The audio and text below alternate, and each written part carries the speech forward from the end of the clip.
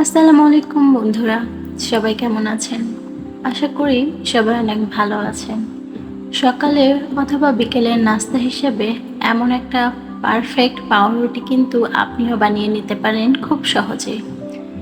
এর জন্য বাড়তি কোনো কিছুই প্রয়োজন নেই। ঘরে থাকা উপকরণ দিয়ে খুব সহজেই এটি তৈরি করে নেওয়া যায়। শুধু প্রয়োজন ইস্ট। বাজার থেকে খুব অল্প মূল্যেই ইস্ট কিন্তু কিনতে পাওয়া যায়। আর আমি মাত্র একবার চেষ্টাতেই এমন পারফেক্ট একটি পাউরুটি বানিয়ে নিতে পেরেছি।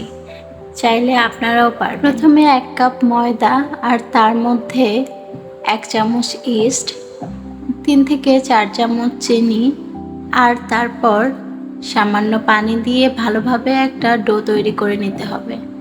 স্বাদের জন্য আপনারা চাইলে গুঁড়ো দুধটাও অ্যাড করতে পারেন। এরপর সফট একটা ডো তৈরি করে নিতে হবে। বেশ কিছুক্ষণ ধরে ডোটা কিন্তু মথে নিতে হবে। সময় স্বল্পতার জন্য আমি পুরো রেসিপিটা ভিডিও করতে পারিনি, কিন্তু আপনাদের সুবিধার্থে আমি ক্যাপশনে রেসিপিটা অ্যাড করে দিচ্ছি।